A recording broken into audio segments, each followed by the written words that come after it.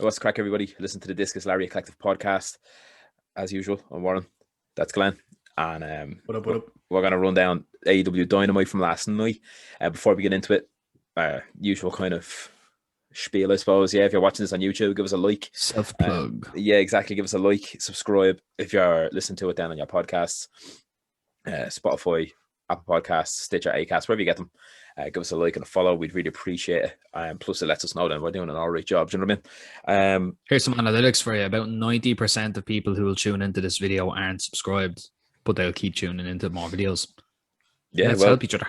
well, whatever. Yeah, but yeah, leave a comment. Let us know what you thought of AEW Dynamite as well.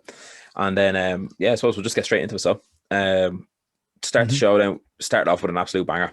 We had Matt Jackson against Ray Phoenix. Yeah, like one of the other lads that's be on here with Darrow, he always goes on about like we didn't put Ray Phoenix in our top 10 wrestlers. He's insane. He literally is, and every week, the more you see him wrestle, the more that fact stands out to you. And it's getting to the point where you can't actually see past it. It's constantly here now. He is Ray Phoenix, and he's just providing match after match, moment after moment. He literally is one of the top dogs right now in the world, not even just AEW. And I think, Yeah, in terms of raw talent, the bloke just cannot be beaten. I don't like. no, he's insane. He literally is insane, and it's crazy as well to me that when you see him then in there with Matt Jackson, obviously they're predominantly tag team wrestlers and stuff like that, whatever. You know what I mean? But they stand out because obviously they've had bangers in the past. It's only going to get better. You know what I mean? And then these guys are like it's literally like black and white, night and day, and that's what's good. Like I mean, they work so well, they mesh so well together. And Yin and yang. literally, yeah, the match was just class. Like you had back and forth. It was the definition of back and forth, to be honest with you. A few the action times. you touched on something before with the tag team wrestling aspect of Jackson's moveset, and how there was a couple of moments where he was attempting to do stuff that as a predominantly tag team based wrestler would do with their partner. Yeah, exactly. Yeah, subtle storytelling cues just shows you that they're among the best in the world at the minute. literally it does. Yeah, and there was so many little nods to the whole tag team aspect at one stage. Obviously, the other boys, Nick Jackson, Pac, and stuff, they all got wiped out and all. It was just great. Like they incorporated everything that you want in like a singles match leading on to a tag team feud. And then you had there were a few times though. I don't know why. I just had a feeling they're not going to give it that much time. And Phoenix is going to pick up a win just randomly and stuff like. There was a rear naked choke spot where for some reason I thought Phoenix was just going to just beat him there. There was also a sharpshooter spot then from Matt as well. Overall, then the finish was great because as we were saying about the tag team thing, it was like he set up for the Meltzer driver, like the tombstone almost, and then Nick wasn't there. Obviously, it's not a tag team match, and that's where Phoenix picked up the win. Then with his own version of a tombstone, kind of like a little pile driver thing. Great match, amazing start as well. Like, and that's the thing. It was fun, easy to watch. What you love about wrestling, really. Do you know what I mean? You don't want to sit there and sit through something grueling. We always like slag other things to happen, but every promotion has them. But that match was just a great way to start it, and especially coming off the back of like a really good pay-per-view as well. So you can't ask for anything more, really. Like, we'll give AEW something. They have the best opening matches. Oh, they usually do, yeah, absolutely, without fail. Yeah, yeah, I'd agree with that, to be honest with you. And then after that match, we had Cody Rhodes. Usually you can tell when something's like kind of advertised or marketed as like this person in action tonight, because you're like, oh, right, it's either false finish or something like that kind of thing, or else it's going to be a jobber, a squash match, or it's after match brawl. Yeah, exactly, and that's exactly what we got. He was going against Seth Gargis, I think that's how you pronounce it. Literally tapped him out to figure four. It was the definition of a squash. 30-second match. Yeah. Tony Schiavone then was interviewing him. Aaron Addison was there as well. They were talking about shoulder injuries, this, that, and the other. And that's when Pentagon, or Penta, whatever you want to call him, Jesus, interrupted, called him out. Had the translator, which was a touch of class. Yeah, very basically, good. Yeah, it ended up in a brawl anyway, but it was just class because it's good as well when you see kind of like, and again, it's not necessarily a knock on like foreign guys. it's like when you're so almost used to seeing the likes of masked wrestlers or say Japanese guys underutilized or given stupidly scripted promos in WWE. And this guy just came out and he was like, yeah, you know what, fuck it, I'll bring a translator and I'll say what I want to say. And he'll just translate. And that's what you should do. Like, do you know what I mean? And it just worked perfect. And as I said, finished in a brawl. Really good kind of setup for a feud as well. I actually really enjoyed it. And it gives Cody something to do that has a bit of substance now. Like, them two will have some excellent matches. Oh, absolutely, yeah. That's the thing. Like, I have no qualms with Cody. The only thing that wrecks me head as well is just the sheer amount of pyro and the length of his entrance. That's really it.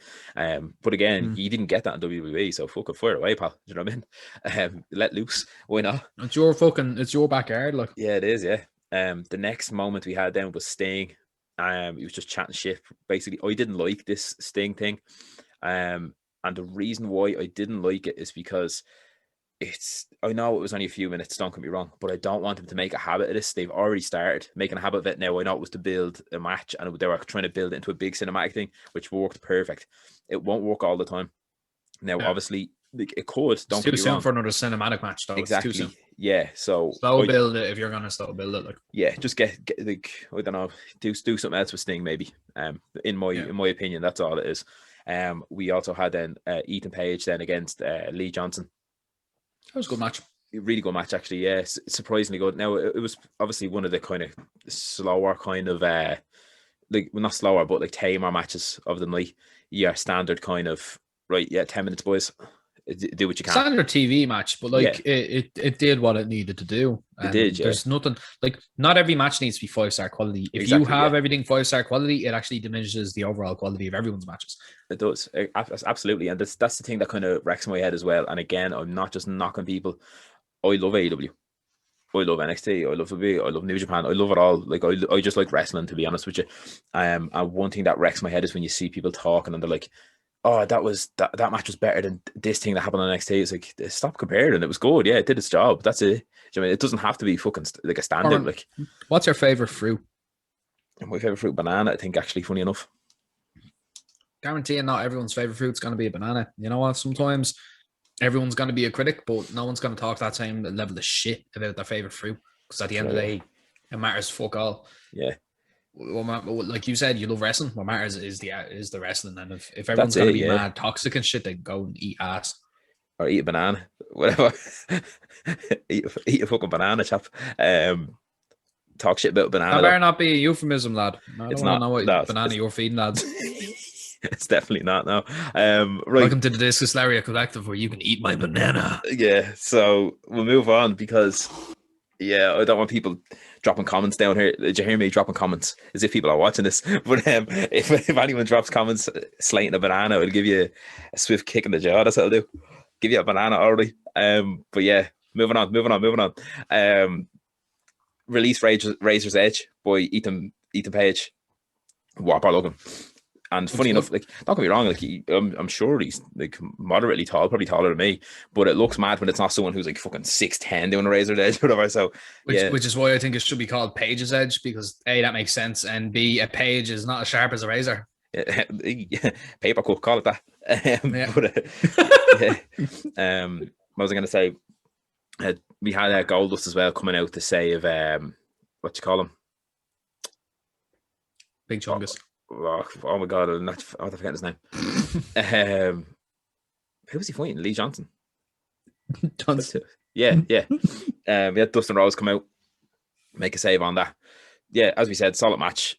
Yeah, I suppose the takeaway from it is the fact that it was Ethan Page's first match, like singles match, and it was a singles debut, like, and he put on it. Yeah, and then I suppose they're going to go with maybe Cody. They're going to go with Goldust and QT Marshall kind of splitting, I suppose. I don't care, to be honest. I don't care. Yeah. I like Goldust. I like him as a person. I think he seems cool, but I don't, whatever. Next, we had Christian Cage and Kenny Omega. This was deadly. Kenny Omega needs to be commented on for making you genuinely believe that he is nuts. Yeah, pretty much. He's playing a great character right now. He's doing some of the best character work like that he's ever done, to be honest, and it's just gas every week. He either has me in tears laughing, or he has me being like, he's just a weird cunt, like, do you know what I mean? And I think it's just gas. Like he's the thing though when he did the what you call it.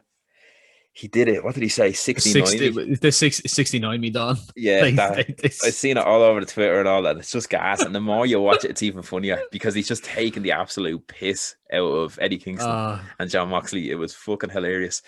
Speaking of them two, the boys though, like Eddie Kingston and John Moxley, hell of a promo. My God. Absolutely, yeah. And it needs to be said, fair split between the insanity we got from the piss take in the ring to the kind of like Eddie Kingston could legit just turn around and be like, I watched the Discus Lariat Collective.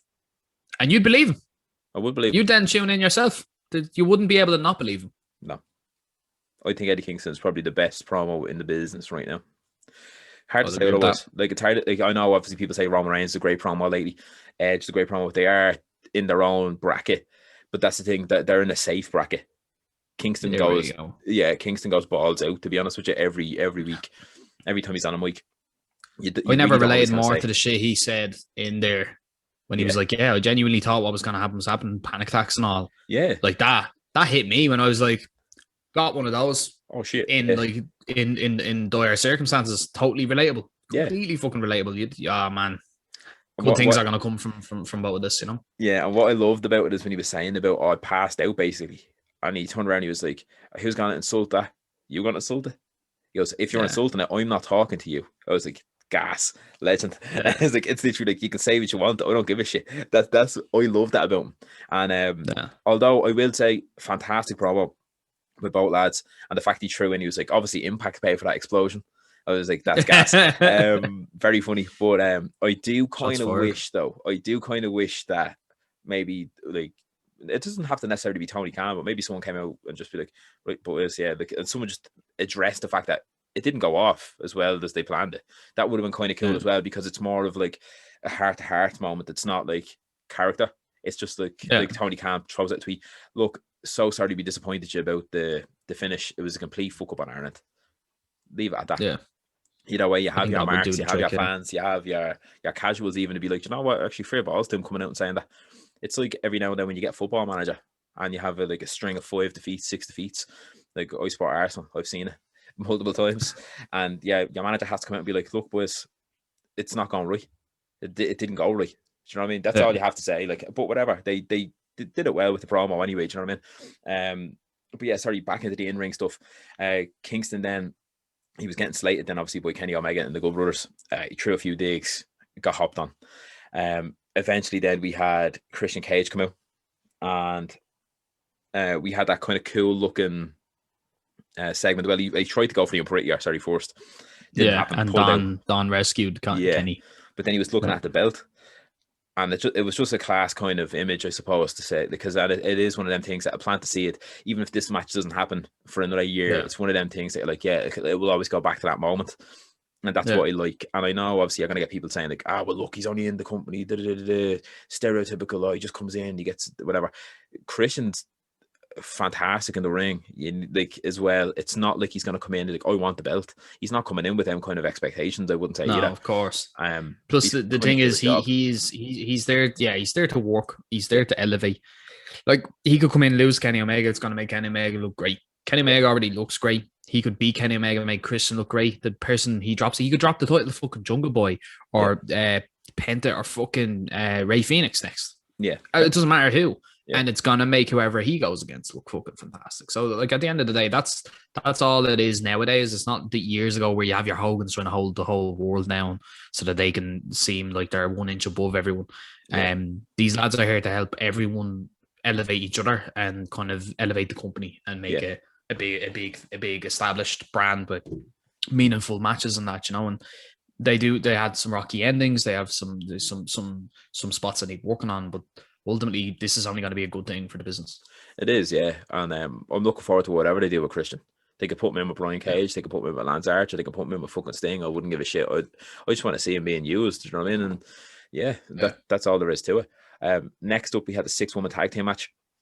I didn't like it.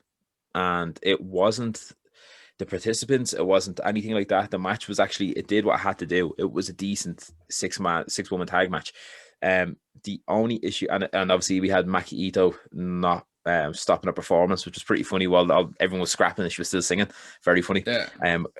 But I think it's I think the fact that it seems just underwritten or sloppy. I don't care about it. That's all it is. If you give me the same match or similar matches now the next 2 weeks, I'll be invested.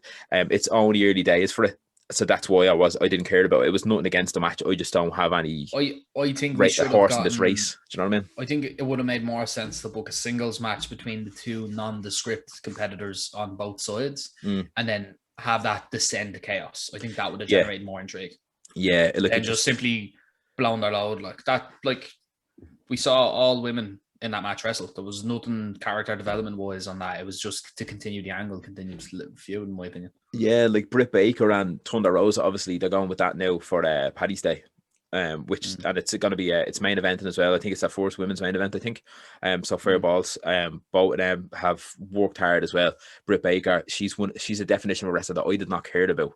And now I would go on my way to watch our match. You know what I mean? She's really good. And Thunder Rosa is one of the best in the world right now in terms of like overall. She's just great. Like, you know what I mean? She has the total package, I feel. The look and the charisma and everything. She really does. And her in-ring work is so sharp. She's really good. And I think like them two, obviously that's going to be the predominant feud. But again, as you said, you're just kind of throwing everything together and blowing that now. That it's not necessarily a payoff, obviously, but it's just you threw everyone in, and the heels obviously got the win last night. Yeah, but it just felt like, all right, well, we can't do this again. So where's it going to go? Obviously, and apart from the other two girls, it would have been nicer to get it going with a slower initial build, because we know now what we're going to get from all of them. Yeah, you know, like we now know what the end result is going to be. So it would have been nice to flesh it out a little bit more. That's it. Like the talent's there, we just need it kind of refined. That's it. Or like, I mean, as you said, it's a single story kind of thing. Next, we had the TNT Championship match: Scorpio Sky against Darby Allin. Another great match. We had, Darby Allin selling in this match was so good. He always has that kind of ragdoll sell. But there was Ziggler levels of selling though, that wasn't it? It was, yeah, and it made sense as well. Like at one stage, he got like a forearm or a dig or whatever it was off Scorpio Sky, and he just panned out. It was literally like he got knocked out. It looked real. Do you know what I mean? What you call it? There was a sick brainbuster as well. He got by Scorpio Sky, but again, he couldn't put him away with the with the brainbuster. Yeah, he always looks. He doesn't look weak, Darby Allin. I mean, he always looks like he takes a hell of a lot of punishment, and I like that kind of. I like that gimmick, underdog and heart type of. I do like it. I just don't. Darby Allin doesn't really do much for me though. Overall, as a wrestler, do you know what I mean? I like watching him, but again, I think he has more potential than he does execution and talent right now. Yeah, and that's why I want to keep watching him, because I'm waiting for that moment. That like, oh fuck, yeah, I'm waiting on those. On it there, we touched on it last night. Yeah, and the same with the match with Cody. But it feels like it's still there's a spark there that just needs to go off, and then you're gonna see the Darby Allin. I saw flares of it during the Sting match, the cinematic match. Yeah, he looked great in that. Definitely, but again, consistency is going to be key there. Like, you can't pull out your big spots only for those. Like, because then why are people are only going to tune into you when you're on a big show, and then there's less interest in you and your character because they haven't been keeping up with you, because you're not as interesting to watch on a week-to-week basis. Like, that's it. Yeah, dead right. You're hitting it on the head there. Yeah, like realistically, I don't need to, like, apart from last night, obviously because of the championship match, I don't need to see a Darby Allin match now. Do you know what I mean? Unless it's for the title, that kind of thing, or unless it's on the pay-per-view. So, but overall, really good match. Scorpio Sky again looks like $1,000,000. The chap's been around the horn now a while, so he's solid anyway. Do you know what I mean? And what was good as well is he lost the match. Darby obviously picked up the win and retained his title, but it was a small package, kind of. Wasn't expecting a kind of win. So again, nobody looks bad. They're lower frequency. So for anyone who typically comes to watch or hear the podcast or watch AEW from a WWE perspective, you'd be used to it.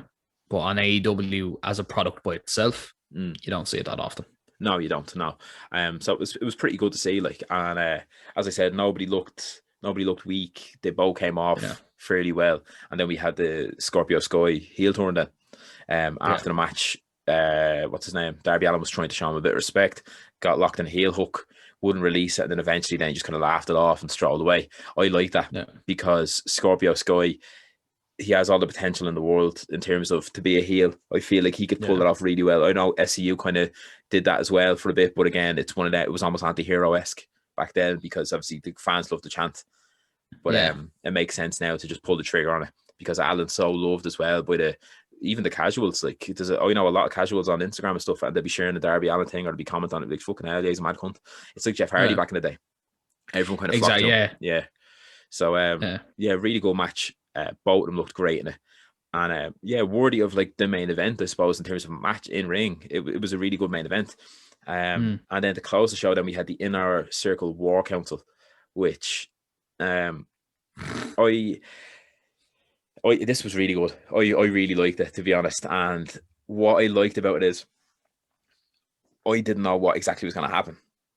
And that's rare to fight there, I suppose, nowadays. Do you know what I mean? The intrigue was right there for you. Like it was, and you were kind of seeing it through shaders almost, do you know what I mean? You're kind of watching it like this, mainly because you can see 1,000,001 things getting spoiled on the internet nowadays. As I said, in the NXT one, all the surprises got spoiled just before it came out. Stuff like that. It's so easy to kind of, like, I suppose, fall into that trap of getting exposed. But they told a really good story here. We had was it Jericho was hinting at a new member of the Inner Circle, said they needed to almost get stronger. MJF off. Yeah, MJF was like, no, bro, we need to, if anything, ditch the dead weight here. Again, we didn't really know who he was alluding to, but it was just kind of like, you don't need a new member. You just kind of let us be us almost, you know what I mean? And then Sammy came out, and he showed a video of MJF trying to see his power of the Inner Circle. So it was like, oh, we've got a plot twist here. Straight away, then I was like, oh Jesus, maybe they're going to bring Sammy back in, kick MJF out, and then Wardlow will come back with MJF kind of thing. That's what I was thinking. That's literally, I was hook, line, and sinker. They had me. That's what I was thinking. Then what we had was, there was like a bit of back and forth, kind of protest the innocence. Oh no, listen, just give me another chance. Lights go out. When the lights went out, I honestly didn't even know what to expect, to be honest with you. Oh, you really didn't. It caught you off guard, like. It did, because in my head I was like, who the fuck's gonna come out and help him? That's what I was thinking. I was like, who would, honest to God, like in my head, I was like, who would help MJF? Do you know what I mean? He's an arsehole. That's what I was thinking. And then it was basically the new Four Horsemen. We had FTR, we had Sean Spears, Tully Blanchard was there as well, and Wardlow. And then they just bet the bollocks out of all the Inner Circle lads. We also had that kind of cool shot of like Jericho trying to reach for the baseball bat, and MJF standing on his hand. She was like, no. Tully Blanchard took the bat off and stuff like that. Really cool kind of breakdown of everything. You couldn't have predicted that. Like we were talking about, will it be Hangman Page? Will it, like, and then this is what you get. Like, fucking excellent storytelling. It was really good, and it was pure off the cuff. Like, obviously it wasn't off the cuff, but I mean, it was off the cuff in terms of you weren't really expecting something of that magnitude. Do you know what I mean? Especially after brilliant execution. Yeah, it really was. Because usually you would play it safe, fairly safe after pay-per-view. Happens all the time. You might get a surprise or two, don't get me wrong, but you wouldn't get something of that magnitude. Now, Warren, tell the audience what you're going to want to see within the next 3 months from the Four Horsemen. Come on, tell everyone what you want. We know what you want. I don't know. We want some juicy gold around our waist. Of course, the evolution. That's what you want. I always say it with factions, so I wanted to hold all the gold. Whatever. The only reason why I won't say it with this one is because I hate the TNT title. I think it looks ridiculous, so I don't want anyone holding that, to be honest with you. Keep Darby Allin can keep it. So that's just me though. It's I just don't like the design of it. I like the idea of the belt. I like TV title essentially. Should just call it TV title. Do you know what I mean? Yeah. Give it a kind of squarish kind of gold, whatever. Again, I don't work for a company, so I can't say fuck all really. They could have made it an ultra wide like TV. You know, one of those like 21:9 aspect ratio ones. You know? Yeah. Could have put a telly on the belt. You could have stuck a TV on the belt, nice little OLED screen, and it lights up and it displays their name and all. Jesus, imagine that. Hire me. But yeah, great kind of breakdown of everything. Faction war, essentially. Love to see it. And then they put Jericho through the table as well. Wardlow fucked him through a table. So yeah, it looks like he's the leader of, the leader of the new Horsemen. So obviously there's one extra technically if you count Wardlow. I think that's 5 Horsemen. So they might just call them the Horsemen. They might not even say the word Horseman, to be honest. I think they're just gonna have I think they're just gonna have a mad name, to be honest. They might call them something about dogs. I hope they don't call them something ridiculous like pure WWE, like this is the outer circle or something stupid like that. You know what I mean? I don't want to see something shit like that. Nothing like that. Yeah, just keep it. Just call them the boys with a Z. I don't know. Just call them the war dogs. Yeah. The dogs of the hounds of justice. yeah, you can call them whatever the fuck you want anyway. Just don't call them something stupid. Just call them. Do you know what they should call? They should call them the Discus Lariat Collective. I'm sick of these plugs. I'm sick of it. Podcast. You're an arsehole. But yeah. So overall, though, great way to end the show as well. Great way to end the show. Really liked it. Again, it didn't go off the air obviously with a match, but it went off the air with something that you're going to be talking about or thinking about at least for the next week. So I'm pumped out to see next week. I want to see. I think obviously Jericho might take some time off now. It makes sense, and then the boys maybe the new breed kind of Horsemen now to take apart the inner circle. Do you know what I mean? Piece by piece, essentially, and then you might get a Jericho return then maybe in a month's time or 2 months' time. I've seen people saying maybe might rock up with the short hair again and a new little gimmick. Who knows? But whatever way you bring come back the list. Bring back the list, yeah. But really good way to go off the air. Really entertaining show, start to finish. Again, I felt like I didn't want to miss anything. Do you know what I mean? And yeah, I had a few gripes with the women's tag match, but that's about it. And even at that, I still watched it. Do you know what I mean? It wasn't like I was like, see you later. I still watched it because I wanted to know what was going to happen. Savage episode of Dynamite this week though. Yeah, really, really enjoyed it, especially post pay-per-view. Really good. There's some really, really strong showings from the wrestling world this week with some of the matches and the quality we're getting. Everyone's turning it up to 11. So now we look forward to SmackDown and review on that on Saturday. Yeah. Which hopefully will be good. Yeah, hopefully, yeah. So SmackDown will be our next outing. That'll be on Saturday. We'll try that review up. We might try to get maybe a top 5 list kind of up tomorrow. We did the video game when we had the video game up on the channel if you want to watch that. But we're going to try get another few out now over the next few days. Daryl's going to be back tomorrow, I think, as well. So happy days. So so we'll just call it a day here. So yeah, we both enjoyed Dynamite, and then let us know in the comments what you thought of Dynamite. If you liked it, if you hated it. I don't think anyone hated it from what I've seen on the internet anyway. Everyone seemed to like it a lot. It was good. It was really good. But yeah, so let us know in the comments what you thought. Like, subscribe, usual jargon, and then hit us up on the socials then. Discus Lariat Collective on Instagram and the Discus Lariat on Twitter. And then until tomorrow tomorrow we'll have another video up. But yeah, until tomorrow then, see you later. See you later.